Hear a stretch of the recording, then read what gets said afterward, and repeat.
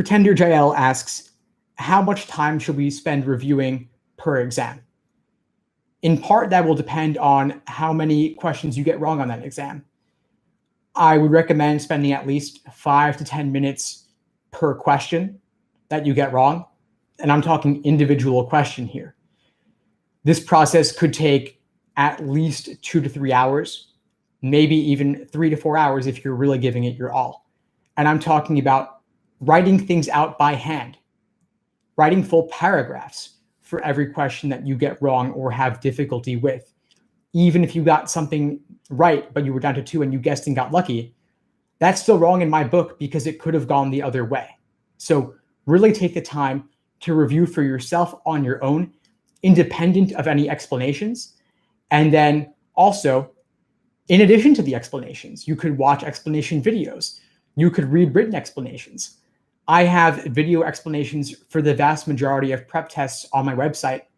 If you go to the free stuff tab under logic games, there's free LSAT logic games explanation videos you can watch for the vast majority of exams.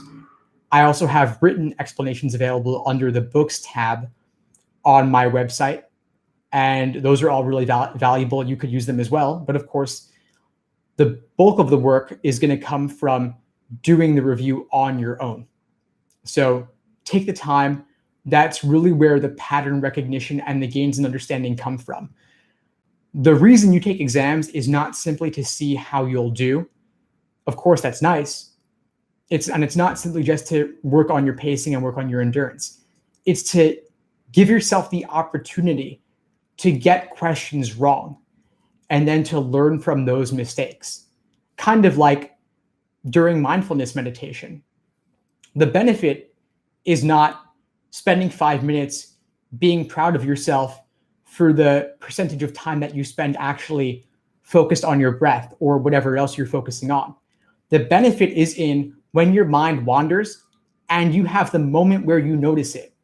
Those moments where you notice your mind wandering and you bring it back, you circle back to your focus, whether it's the focus on your mantra or the focus on your breath. That's where the progress happens. That's where you strengthen yourself. That's where you gain the benefit. So when you get questions wrong or have difficulty with them, the act of recognizing why you got it wrong, that's the gain in understanding. That's what we're looking for. When I work with students, I'll often say to them, between now and our next session, get 50 questions wrong, get 100 questions wrong. I don't want you to be afraid of getting questions wrong because every question you get wrong or have difficulty with is an opportunity to learn something new. And that's the real benefit. I'd rather students do hard questions and get them wrong than do easier questions and get them right and be happy about it.